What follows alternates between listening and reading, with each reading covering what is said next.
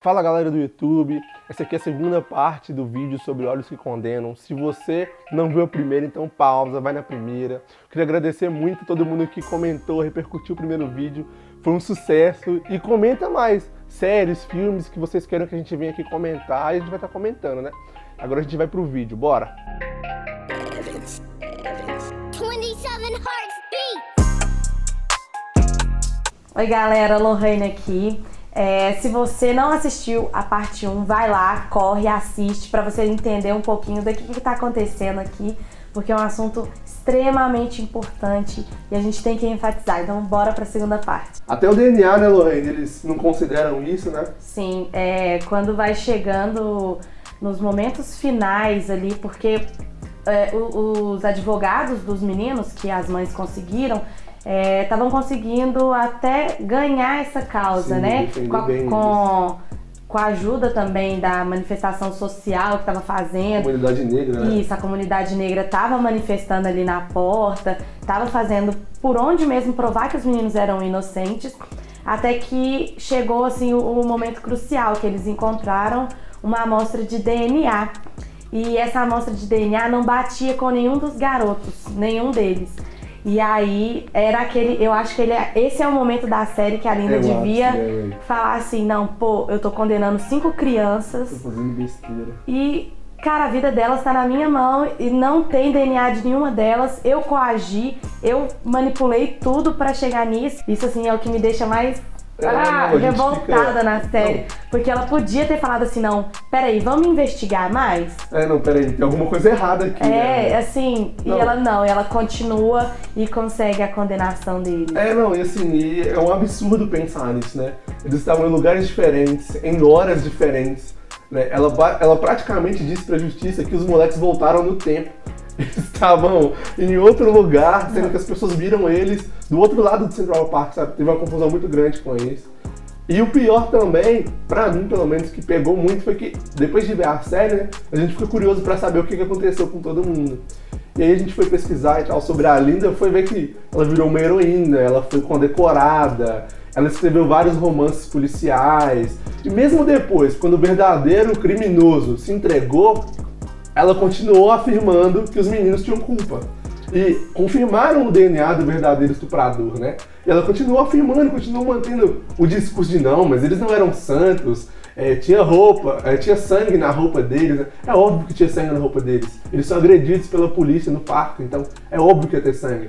E é muito fácil resolver essa questão de sangue, né? Era só fazer um exame de DNA.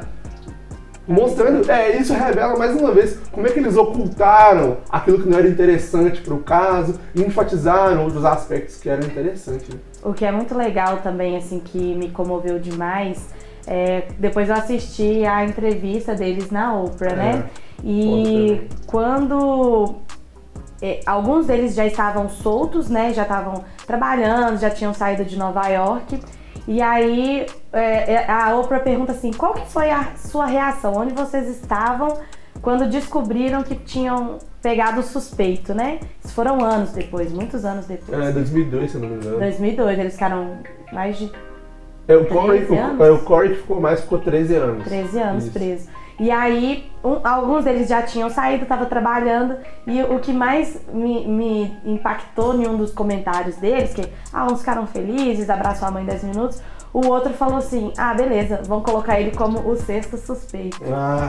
Cara, isso aí ficou tipo assim, descobriram lá a amostra do DNA do cara que ele se entregou, tipo assim, beleza, eu não vou ser inocente mesmo, esse aí vai ser o 6º suspeito. Cara, isso aí para mim falou assim, nossa, e realmente, porque assim, eles estavam tão desacreditados na justiça que pra eles sabiam que eram inocentes, mas ninguém acreditava neles. E é engraçado como é que isso parece ser racional, mas na verdade é uma crença, né? Ela acreditava tão piamente que os 5 eram criminosos, que mesmo quando o assassino verdadeiro se revelou, disse que fez tudo sozinho, contou, deu a amostra do DNA, ela continuou achando que os 5 jovens, que não se conheciam, que estavam em outros lugares, segundo relatos das pessoas do Harlem, ela continua acreditando que eles eram os criminosos, né? E uma coisa legal também que a série traz é a questão da reincidência, né? Nas prisões e tudo, do encarceramento em massa, né? Eles mostram muito claramente como que a prisão ela contribui para a entrada verdadeira do jovem no crime, né?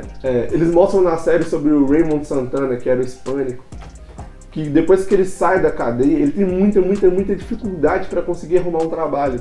Ele tinha que estar em casa, dentro de casa todos os dias às 9 da noite, ele tinha que fazer um monte de processos burocráticos, ir num órgão da justiça americana uma vez por semana, se eu não me engano, fora o estigma de ser um ex-presidiário, né? E o agravante disso tudo é que ele era inocente, é óbvio, e o caso tomou proporções gigantes. Então não era qualquer criminoso, era um estuprador famosíssimo. Então assim, ele não conseguia arrumar emprego nenhum. E aí, da altura da série, ele começa a traficar, né? Ele vai pro crime. E é legal a gente observar como que é errado tratar um crime de causas sociais de forma punitiva, né? Como que isso vira uma bola de neve, né? O cara começa a se perder mesmo. Ele começa a acreditar naquela mentira que tá todo mundo contando pra ele, de que ele é um bandido, que ele é um marginal, ele é um criminoso. Quando o pai do Antron vê que ele tá detido, ele chega e fala pro filho, como ele já tem um trauma, ele tinha sido preso, ele sabe como que é a realidade no Harlem, por ser um homem negro, por estar nessas condições, quando ele viu o filho dele na prisão, ele só falou, filho, faz o que eles querem, assina o que for, pelo amor de Deus, confesse esse crime, porque é melhor você confessar agora e ficar preso 5 anos do que você se defender e ficar 10. Então, tipo assim, ele falou assim, olha, faz tudo que ele quer. Ele tava totalmente traumatizado. E aí, o que acontece aí? Dois pontos muito importantes. Quando ele pede pro filho dele se condenar, ele condena o filho dele. Então, tipo assim, ele entrega ele pra cadeia, pra prisão. E isso cria um buraco tão grande dentro do ser que ele se perde na vida. Ele abandona a esposa alguns anos depois e ele se perde, ele não tem mais luz. Porque o homem, ele é criado para ser o pilar da família.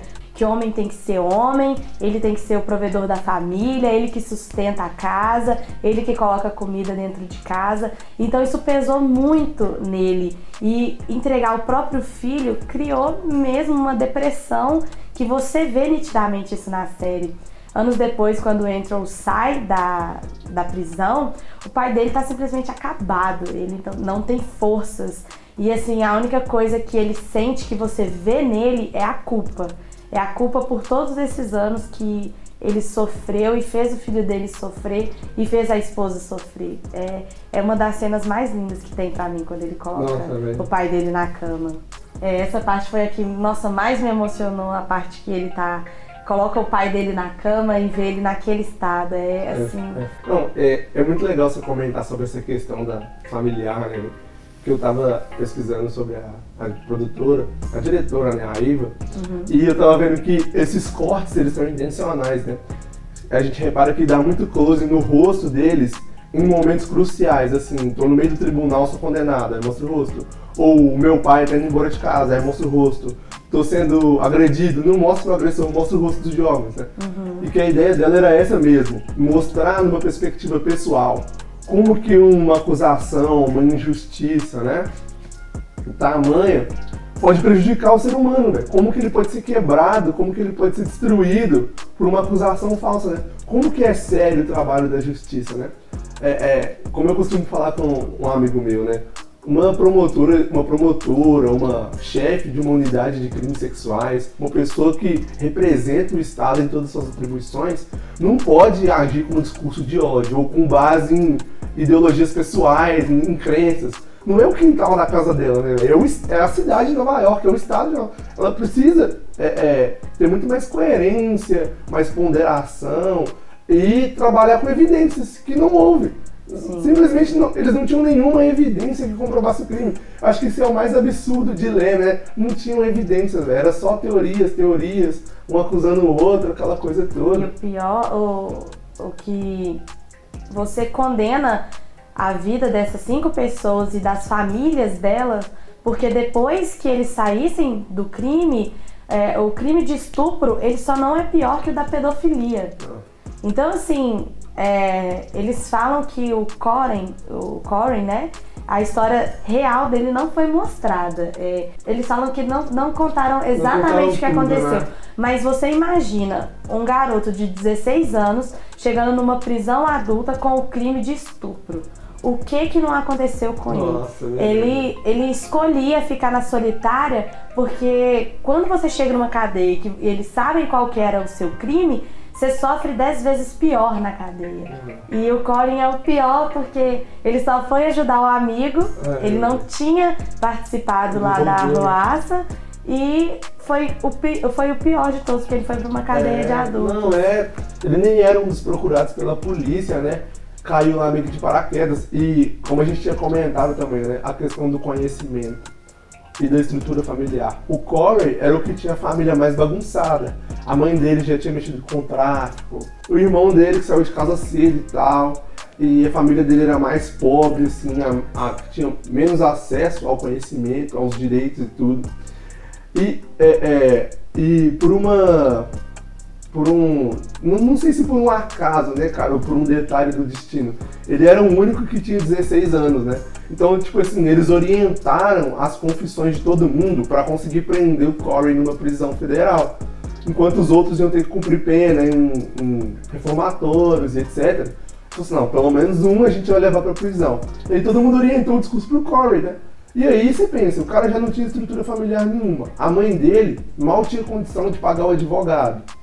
Ele não sabia o que ele podia falar, o que ele não podia falar. Ele caiu meio de paraquedas da situação. A receita perfeita para você ter uma injustiça, né, jurídica sendo cometida. E como a Lorraine disse, ele sofre muito na prisão, né?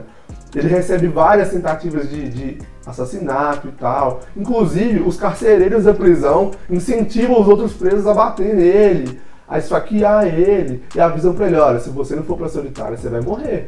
Né? Então, assim, ele sofre muito por um estigma que era mentira. Tem uma cena que pra mim, eu acho que ela é incrível quando o ar-condicionado volta a funcionar. Nossa, assim, você comemora junto com ele por uma coisa assim tão mínima que é o ar-condicionado funcionar. Ele levanta a luz e fala, foi muito incrível essa cena, ela é linda. Nossa, é linda. Então, galera, chegamos no fim dessa saga aí, pela minissérie Olhos que Condenam. Espero que vocês tenham gostado. Lorraine teve aqui comigo, né? Foi a pessoa que me influenciou a ver, que valeu muito a pena, me fez chorar bastante, mas mudou minha vida, né? Foi ótimo. Abriu os meus olhos para temas muito importantes. Espero que vocês tenham gostado do vídeo, né, Lu? Gente, é muito importante a gente falar sobre esse assunto, porque é a partir do momento que a gente começa essas discussões que a gente muda a cabeça, muda para essa nova geração, expande, gente. Vamos discutir mais sobre isso, falar sobre isso. Chama seu pai, amigo, família. Você vai ter muito assunto para tratar. E mais uma coisa, outras minisséries, outros filmes, pode comentar aqui embaixo que a gente vai estar assistindo, a gente pode estar comentando com vocês. Uma vez, né, uma vez por mês a gente vai estar aqui comentando. Manda no link, entendeu? A gente vai trazer. Tô querendo falar sobre It, hein? Bora falar sobre It? It, a coisa? Bora falar sobre It, vamos. Então é isso, galera. Um abração.